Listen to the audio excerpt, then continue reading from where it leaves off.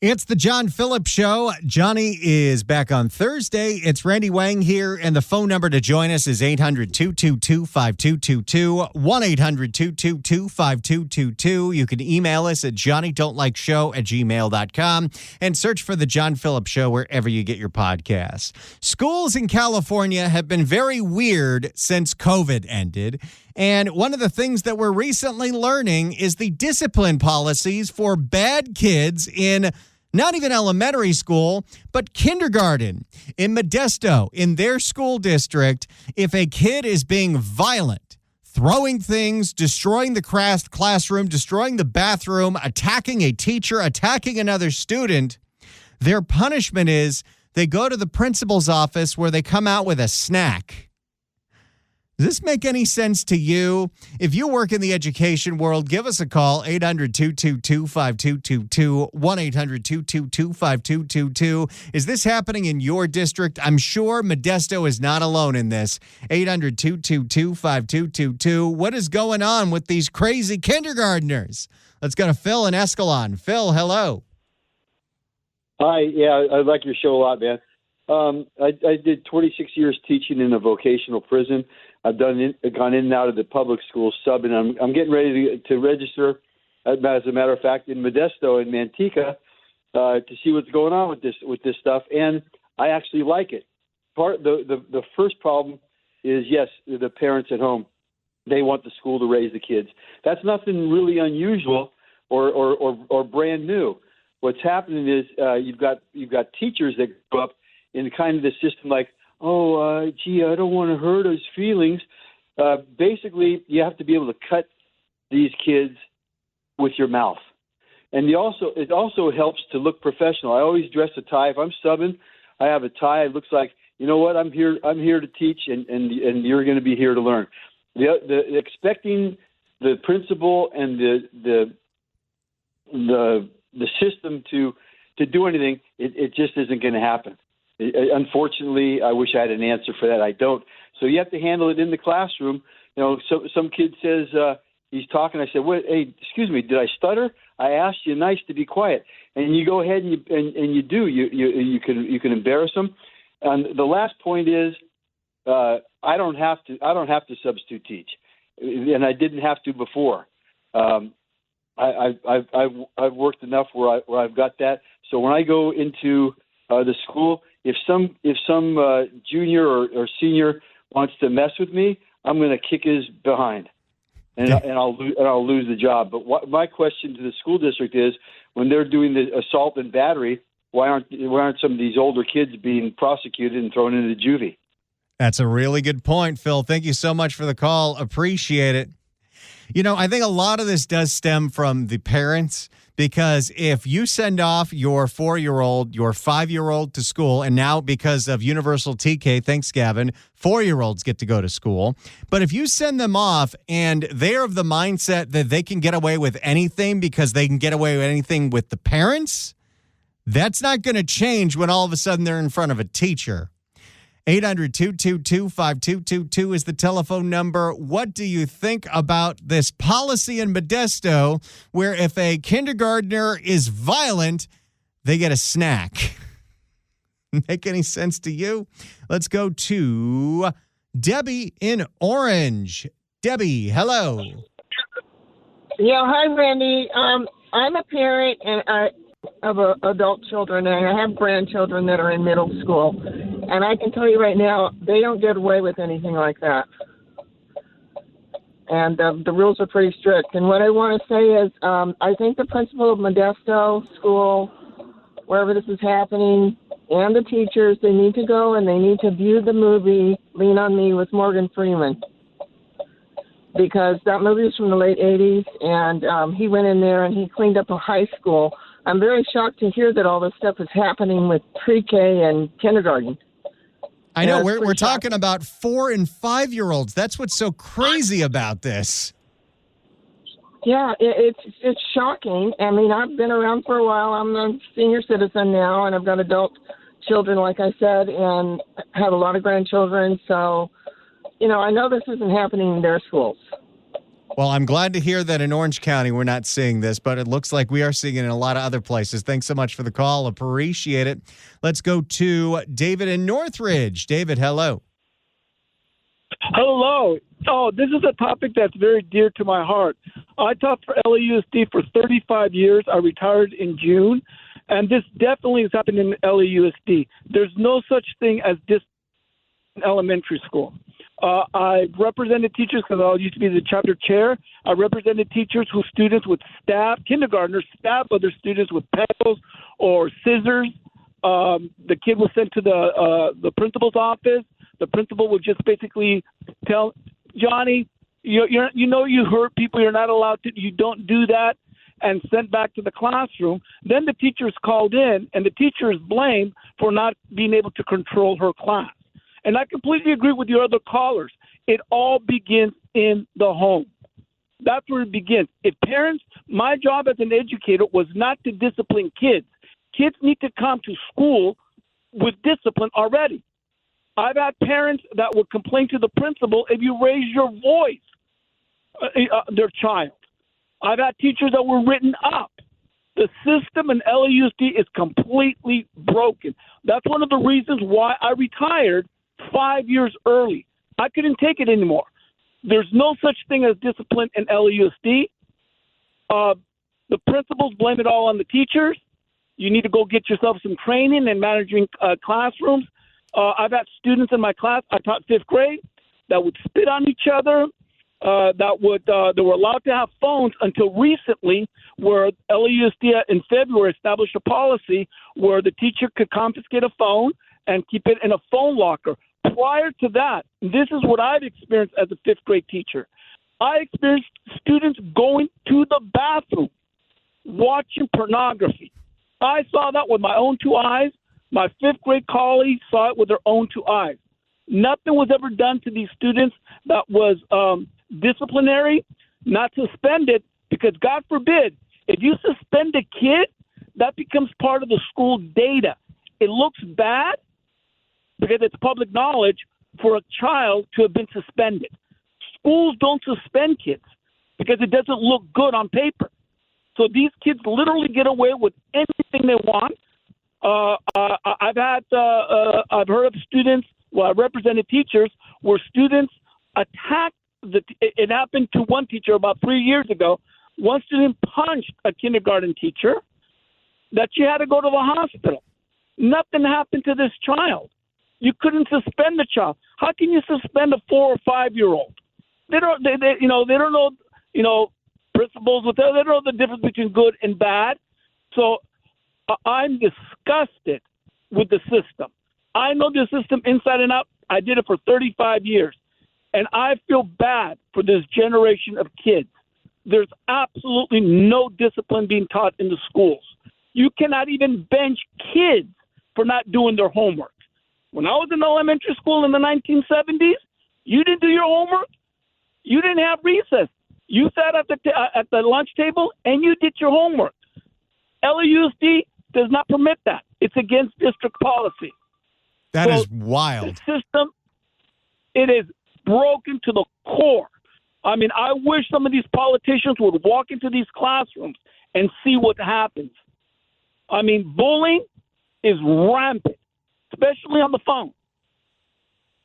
And I love the profession, but it only takes 2 or 3 students out of 30 that you have in the class to make a teacher's life miserable. And a lot of my colleagues are leaving the profession, and they're gifted teachers. They have a good heart. They want to stay in the profession, but they don't have any support from the administration. And then we have principals that are ineffective. They themselves don't know how to discipline kids. And I agree with what some of your callers have said. It begins in the home. I got to ask, since you've been doing this for 35 years, when did everything change? When, is it the policies that got crazier? Did the kids get crazier? Did the parents get crazier? When did all of this get so out of control? Look, when I started teaching back in 1990, okay, the times were different. I had parents that would come, let's say from Mexico, and they would tell me, teacher, if my child misbehaves, You have my permission to grab them by the ear, which obviously we can't do that, right? That was the attitude that most parents had, and the parents respected teachers. After COVID, I would say this new generation of parents don't even want you to raise your voice at their son or daughter. I mean, I've had teachers that where parents have complained, and teachers have been written up for raising their voice to a child. And I'm sickened, by what's happening in LAUSD. And a lot of parents don't know. A lot of parents don't know what happens behind these school doors. But it's disgusting. It's just awful. I can hear it in your voice. Absolutely. I mean, here's the other thing. Okay, maybe on a side point. Okay, I worked in a predominantly low socioeconomic area. When you look at test scores, the Chinese, the Asian population is kicking our butts. Why? Because they have established discipline in their schools. There's consequences for bad behavior. In LAUSD, that doesn't exist. That's why we have some of the lowest test scores in the country, in the world. There are third world countries that do better in math and science than we do in the United States. That's because there's discipline. If you don't have discipline, you cannot educate. It's that simple. Well, David, thank you so much for sharing all of that with us, for pouring your heart out in the air. I really appreciate it. I shouldn't be shocked at this point, but I am shocked to hear some of the things that I just heard today. Thank you so much for the call. Appreciate it. Someone's got to do a study on people that became parents during COVID. Because I think that whole situation, lockdowns, probably not even be able to go to the hospital properly, all of it. The being inside all the time, spending way too much time reading things online. I think there's a good chance a lot of people that became parents during COVID went insane. Let's go to, they're just a little too overprotective of anything because they birthed a child while going through a national trauma. Let's go to Todd in San Jose. Todd, hello. Hello. Just a thought. If a lot of people look at the government as Santa Claus, someone that gives gifts, well, how about adopting one of other Santa Claus's policies, the naughty and nice list? If the kids misbehave, they go on the naughty list, and the parents lose government benefits for 1 month.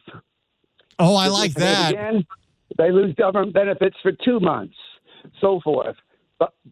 And if this approach doesn't, anyways, there has to be some consequences, not on the kids, on the parents. Then it'll get solved. I like that. I like parents having to be responsible for their little monsters. Thank you so much for the call. Appreciate it. Of course, I say this as a childless heathen, so I'm sure it's a hell of a lot harder than some people are making out to sound to be, but still. There's a reason I chose not to have kids. I can't deal with this. Let's go to Ed in Santa Rosa. Ed, hello. Randy, are you feeling Randy, baby? Hey now. I like your show, man. Thank you. So, I was wondering if you think the likelihood that city council gal or whoever is her predecessor is going to have to deal with these kids growing up and living in those RVs. Yeah, there's definitely that going on, and it's a heartbreaker to hear about all the time. And then the other, I wanted to comment on her earlier. I mean, I don't know what party she is, but her voice was just shrill and grating to me personally. The RV thing, the housing crisis is based around the illegal immigration problem. So I don't think a lot of illegal immigrants are living in those RVs. Excuse my language. Oh, got to dump that. Low quality RVs. So if we're spending all this money, millions of dollars, to build pods to put the homeless people in, how can she be so opposed to these individuals buying their own beat up RV instead of living under the bridge? Well, I think the opposition is usually the neighbors don't like it when the RVs dump their poop on the sidewalk. Well, sure, I can agree with that, but I mean, the alternative is just having the poop directly on the sidewalk. Yeah, neither of it's good. You got a point there. Thank you so much for the call, Ed. Appreciate it. Why are we not allowed to use these words? Gavin uses the words all the time.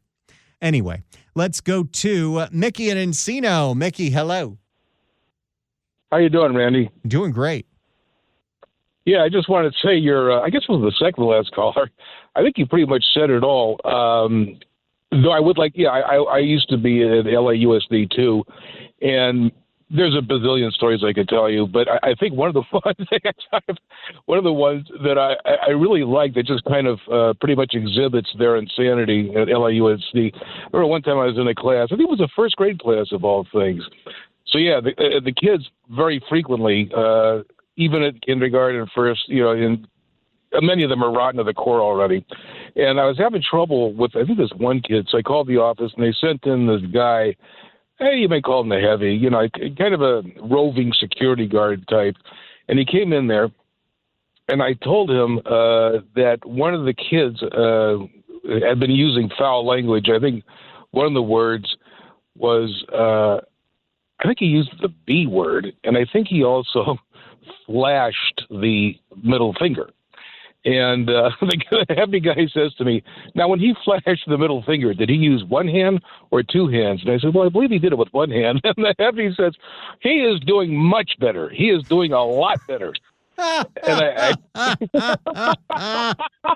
What an improvement. I know you, it's not to be believed, and there are many other stories like that. But that's the kind of ridiculous that's tolerated. Almost, you might even say, complimented. And I remember one time going to the office and saying another little kid, I think he used maybe B word, and they were like, "Are you for real? That's all?" I was like, "You wasted it. Get out of here, man." It doesn't even rank it. So, anyhow, long story short, I know you probably already heard this already, but the thinking down there, as you know, at LA, it's just warped. That's just it's warped. It's broken and warped. Why? I cannot answer this. I would say very quickly, two things as far as the principals, who basically don't allow the teachers to do anything. Like the other caller was saying, you raise your voice, you get in trouble. You can't do anything to these kids. And then the principals wonder, why can't you manage the class? Gee, I wonder why. You can't raise your voice, can't do this, can't do that. You get put in an impossible position. Thank you. Hello, ka-ching. Yeah, and no one cares. Just a couple other things real quickly, too. I don't know if you know this, because a lot of the principals, as the caller a couple of callers ago had mentioned, a lot of these principals just stink. They're just rotten to the core. And a lot of times, Randy, instead of getting rid of them, the principals are rotated around to different schools, and that rotation process is called the dance of the lemons.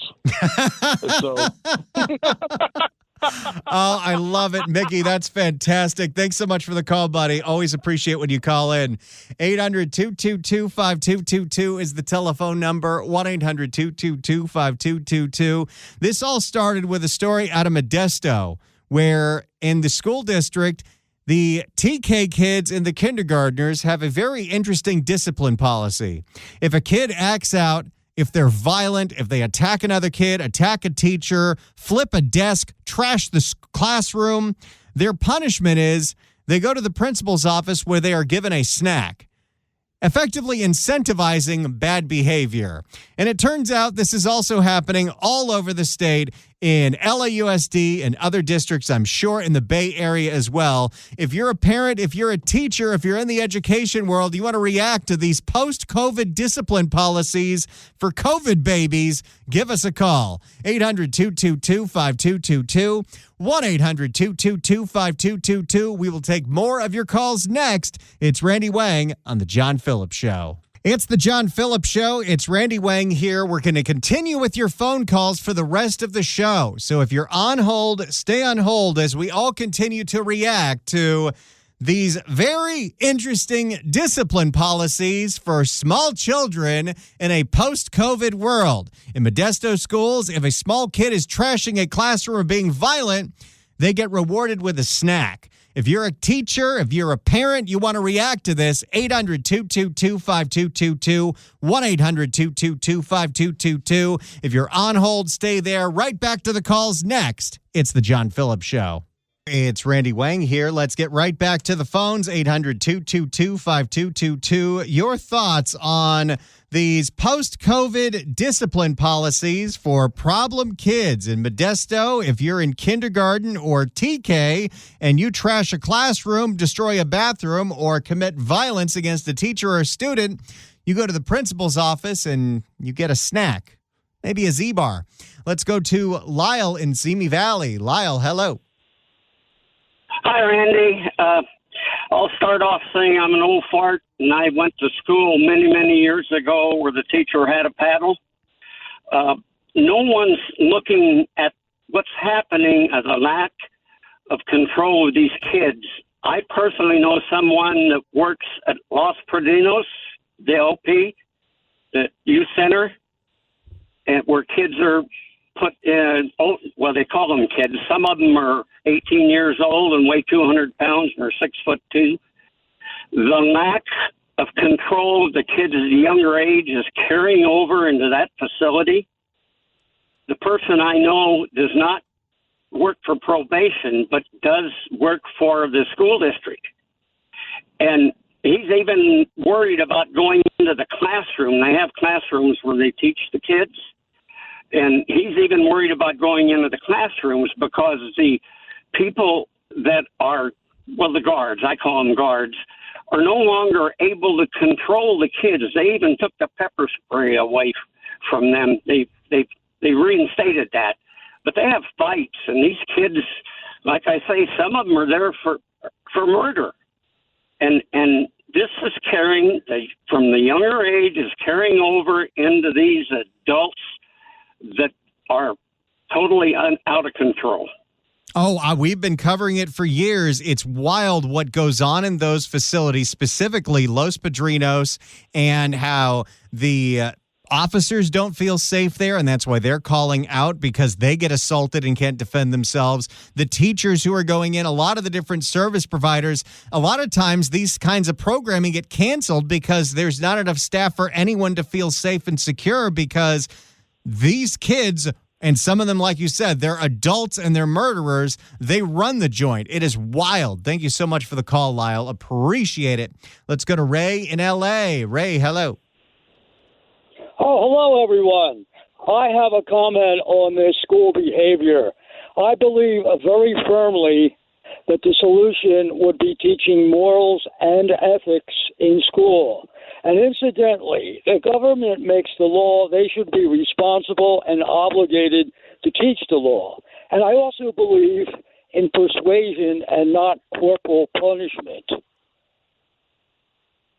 All righty then. Well, thanks so much for the call, Ray. Appreciate it. Let's go to Dan in Burbank. Dan, hello. Hey, Randy. How you doing, buddy? Doing great. So the bottom line is California sucks. The parents suck. The government sucks. There's no solution to this because all they care about is getting another vote, and they're going to keep on giving away everything that is good in a trade for a vote, and it's never going to get any better. And we're literally, all of us are just wasting our breath talking about it. And the people who care send their kids to private school, just like I do, and we have none of these problems. They don't exist. They don't hit the kids, but they just abide by the rules. And that's not going to change in California anytime soon. It just keeps on going in the same direction. It doesn't change. Well, and I got to imagine, Dan, that private school costs you an arm and a leg, but it's worth it.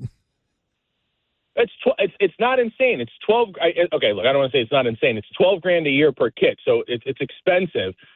But if we don't try to instill this now, it ends up in the prisons. It ends up costing us 10 times the amount later on. Because if they're not, this is the only time that you can actually put and instill some level of control in your kids before they're 18, and then you send them out in the world and you hope for the best.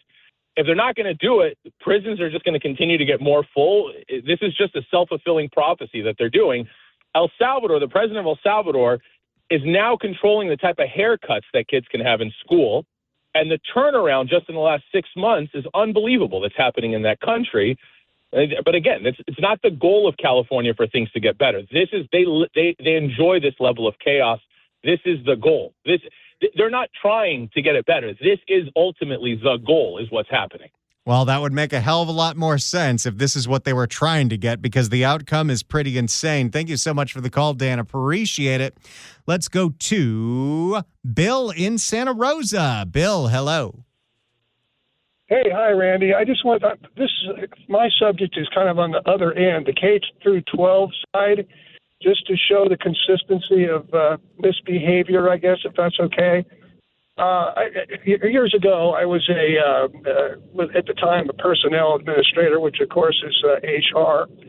But it was a small town in Northern California, and the high school had invited us and various other businesses to come in and talk to the students about different ways of looking at potential job opportunities, different businesses, and so on. And my subject was to help the young people about how to an interview, how to fill out an application, how to put together a resume, et cetera, and how to present yourself as the person of all the candidates that person interviewing you cannot live without. In other words, get the job.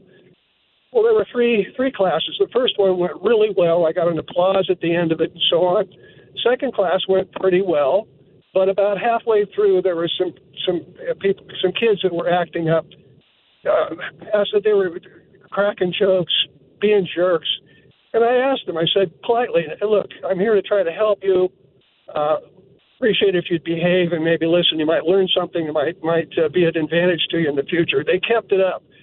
And I finally said, look, and I knew the teachers, man. I said, that lady over there gets paid to take your crap. I don't. I'm here to help you. And if you don't want my help, get the hell out now. And they looked at me like, you can't be serious. They said, you're not serious. I said, I'm as serious as a plane wreck. If you don't get out, I'm going to have you removed. Period. Now. Out.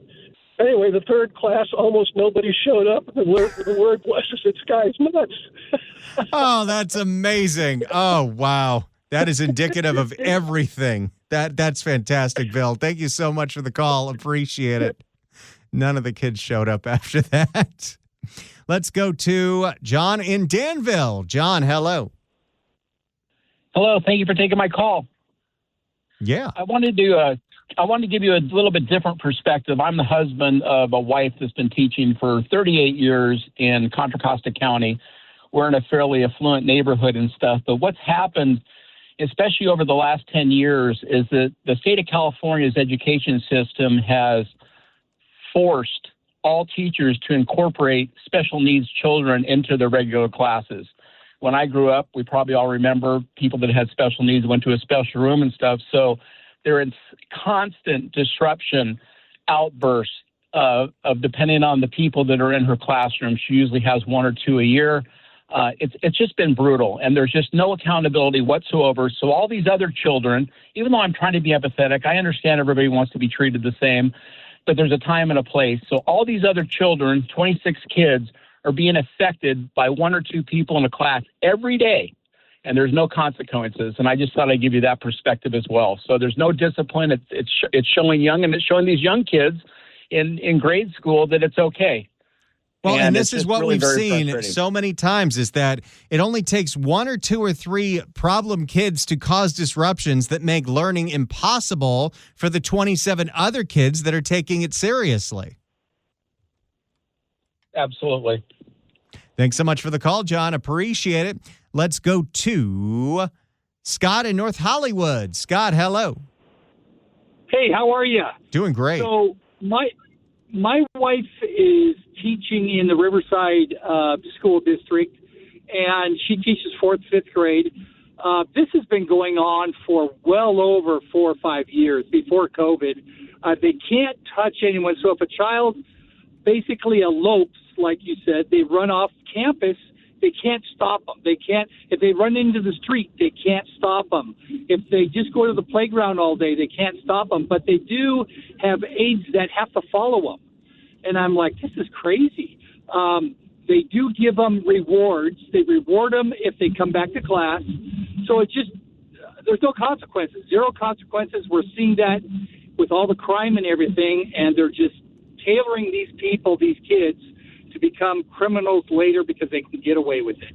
And it's my wife's been stabbed with pencils, and the only way you can do something is if you press charges, and then you've got hours after school of doing paperwork, going to the police station, and they do things there, but there's a non-suspend because they want every kid in class all the time, so they don't suspend them. That is so wild. Like, I'm sure this is not anything of what your wife expected when she wanted to get into teaching children. Best job in the world until about 5 years ago, and now she hates it and wants to retire. I can imagine why. That is a nightmare. Thank you so much for sharing with us, Scott. Appreciate it. Let's go to John in the East Bay. John, hello. Hey, how you doing? Doing great. Most of what I'm hearing is a symptom of. It would be interesting to know what percentage of these kids come from a single parent home, because a discipline and respect for authority, like a teacher or a policeman or whomever, is taught in the home. And if you've got single moms with a number of kids, they're not going to have the time or the ability they're not going to have the time to discipline them. And these kids get to school and they get through later life. They have never been forced to obey an imperative command. They don't even know what it is. And you get them in your class when they're 8, 9, 10 years old, good luck. Yeah, and that's what we're seeing, John. Thank you so much for the call. Appreciate it. I will say, I am fully aware of two-parent households that have no idea how to discipline a child. But yes, that definitely is also a thing. Let's go to Brian in Castro Valley. Brian, hello. Hey, just a couple of comments. One, when I was young, I went to Catholic school, and the nuns, the priests, and your neighbors were allowed to hit you if you got out of line. Then you went home. You didn't tell your parents, because if you told them you got hit by one of them, they hit you again. So number two is my son teaches in college, and so it goes all the way to college, I guess. But he teaches in college math and physics, and he got a letter from the university saying that you had to address the students by their proper category, whether they were a man or a woman, or that they thought that they were a man or a woman, or acted as a man or a woman, and each day that could change. So my son really didn't know how he would determine whether the person was a man or a woman without them telling him so, but you couldn't ask them. So he asked me, what the heck do I do? And I told him, just put a bowl on the corner of your desk and another bowl on the other corner of your desk, and put Mounds candy bars in one bowl and Almond Joy in the other, and then have them each pick. There you go. Thanks so much for the call, Brian. Appreciate it. 800-222-5222 is the telephone number. It's Randy Wang on The John Phillips Show. It's Randy Wang here. If you'd like to email us, you could do so at johnnydon'tlikeshow@gmail.com. Tommy writes in and says, here's what you do. The principal's office snacks are only spinach, broccoli, beans, or peas. If they don't like it, too bad. That's their snack. I like that. You know what you do? Don't even have to go that far. You can get apple slices, but we're not going to peel the skins. You can have a PB&J, but we're not cutting the crusts off. Kids are real picky. Let's go to Lois in Thousand Oaks. Lois, hello. Hello, how are you? Doing great. Good. I first wanted to say how much I enjoy your show. I was a teacher in LAUSD for 32 years, and I used to listen to you in the mornings and the afternoons. 4 years ago, I moved to Tennessee, and I've been teaching there. And it is shocking and appalling the difference between the children and the parents here in California versus in Tennessee. I am not surprised whatsoever. It sounds like you made the right move. I definitely did. And, the children there, I teach elementary, they are polite and respectful and kind, not only to the respect of the adults, but also of each other, of other children. And when I have parent conferences, 99% of the parents that come in, first of all, they all come in, which in LA they don't, and they all want to know what they can do to help their child and what they can do to help me. And it's just a blessing. Wow. It sounds great. I love to hear it. Thank you so much for the call, Lois. Appreciate it. Of course, if we keep going down this road and all the good teachers move to Nashville and to Tennessee and to Texas and wherever else, what do we do if there's no teachers left? Well, there's one school in the Bay Area that is piloting a AI-powered school where the kids learn from robots. Here's KPIX. The Bay Area is considered a hub for artificial intelligence. Case in point, the big Dreamforce conference, which kicks off in San Francisco tomorrow. Yeah, I downloaded this story like 3 weeks ago. So day by day, AI is getting more prevalent in our lives, and now it's also taking over in the classroom. Our Itai Hod got a look inside a new school in the city where AI is not only the subject, but also the teacher. For a lot of kids, school is something you suffer through. But for 13-year-old June Rockefeller, it's become something else entirely. I love school so much now. I think it's really fun.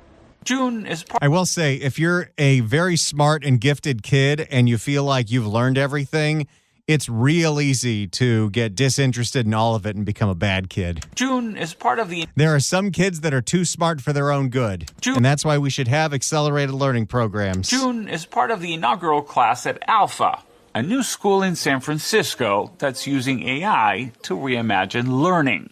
There are no bells, no grades, not even teachers. This does sound like a very San Francisco idea. Here, AI handles all the lessons. Adults called guides are there to help and encourage. Students spend just 2 hours on core subjects, all taught by AI apps, freeing up the rest of the day for hands-on life skills. So you can't stab the teacher with a pencil because the teacher's a robot. Passion projects. I'm excited to share my app called Moleculab. 14-year-old Ethan Wong is using AI. No relation. Using AI to design an app for molecular gastronomy. It's an app that helps students ages 13 to 18. Today's class, how to pitch a startup. I'm going to guess in your other school. Okay, this is a very different kind of school. I'm going to guess in your other schools you weren't creating apps. No, not at all. His dad, James, admits he wasn't sure about the experiment until he saw it in action. I had not seen that smile when he exited school in a very long time. Okay. Carson Lehman, Alpha's lead guide, says schools have been slow to change. I want them to see that they are able to create something. They don't need any other skills. They don't need a crazy degree in computer science. They are able to create a functioning app. But not everyone agrees. I'm going to teach you the life skills that are going to make you a millionaire by the time you're 17, and you don't need to learn all the other nonsense. But not everyone. No trigonometry for you. But not everyone agrees. Sandra Curiel, president of United Educators of San Francisco, said, well, of course she's opposed to it. She's about to lose her job to the robot. It's a poor substitute for in-person education. What needs to be made really, really clear is that some of the consequences of unregulated and currently unstudied AI in education settings could have potentially really impactful. You know, anytime you see a movie in the future, the kids are all learning from a robot, you know this is coming. And negative influences on our students. And then there's the price, $75,000 a year. Wait, there's no teachers. What is your overhead? You only got to pay for the robot once. $70,000 a year? Those apps the kids develop must be real winners. Oh, boy. Thank you all so much for listening. I got to go jump on the 405, suffer for an hour, have some lunch, and then I'll be back on KABC in Los Angeles at 5 o'clock. So if you're in the Bay and you want to give it a listen, go to KABC.com or get the KABC app. See you tomorrow at noon. We got one more fill-in, then Johnny's back on Thursday. It's Randy Wang on The John Phillips Show.